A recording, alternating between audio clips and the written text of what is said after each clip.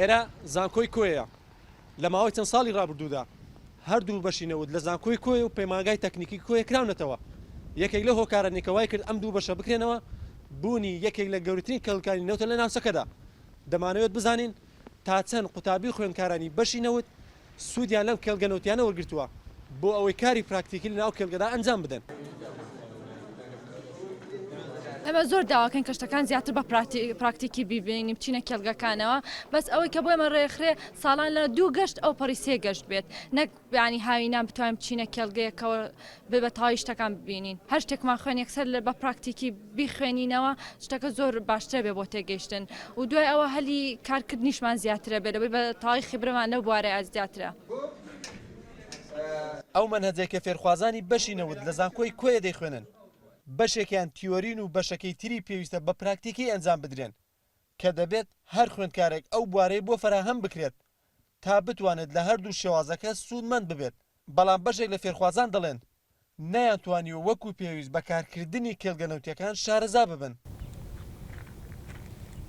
منهجەکەمان هەمان منهجی زانکۆ ئەنەمی تەکسەسە بەڵام وەکو تطبیق ئەو عیلمەی پێمان ئایا دەتوانین تطبیقیکەین وەکو ئەوان دەتوانین برێن نەخێر لە ئێستادا بۆچی نەخێر هەلی باشمان بۆ نەڕەخساوە لەو بوارێکی یەکجار فراوانە پێویستی بەوەی هەیە بەردەوام لەناو بەشەکاندا بی بەردەوام لە ئەوەی کە بە تیۆری خوێنی بیکە پراکتیکی کەواتە کە ئەو هەلەمان بۆ نەڕەخسا نەخێر ناتوانین. هەرچەندە دووری نێوان زانکۆی کۆیە و کێڵگەی نەوتی تەختەق کەمتر لە 10 کیلۆمەترە بەڵام سەردانکردنی فێرخوازان بۆ ئەو کێڵگەیە وەک پێویست نییە.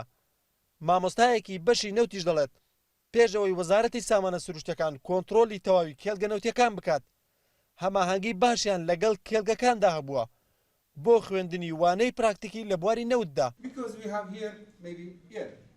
بۆ پراکتیکیش مەشقی هاوینە زۆربەی کۆمپانیاکان بە تایبەتی تەختەق هاوکاری تەواومان لەگەڵاکەن. ئەو وەختەی فترەی پێشوو هاوکاریەکی تەواو هەبوو پەیوەندێکی تەواومان هەبوو قوتابیەکان هەموو سوودمەند بوون. ئێستا نەخێر ئێستا ڕێخستنی شتیوا هەیە ئەبێ لە خلالی وەزارەتەوە بێ دواکەوێت ڕاستەکە حەقیانە. بەشی نەوت ساڵی 2003 لە زانکۆی کۆیە کراوەتەوە لە ماوەی 8 ساڵی ڕابردوودا زیاتر لە 250 خوێندکار لەو بەشە دەرچوونە. لەو ڕێژێش بەشێکی کەمیان توانیوە لە بوارەکەی خۆیاندا کار بکەن. ئێرە یەکێکە لەو تاقییانە زانکۆی کۆیە کە تایبەتە بە ئەنجامدانی کاری پراکتیکی لە بواری نەوت کە ڕۆژانە قوتابیان و خوێندکارانی بەشی نەوت سەردانی ئەم تاقیەکەن بە مەبەستی ئەنجامدانی کاری پراکتیکی. بەڵام وەک زۆربیان ئاماژەی پێدەدەن بە تەنها سەردانیکردنی ئەم تاقییانە نایان کاتە کەسانی شارەزای بواری نەوت بۆیە زیاترکردنی سەردانەکانیان بۆ کەڵگەنەوتەکان بە پێویست دەزانن. خالید محەممەد NRT زانکۆی کۆیە.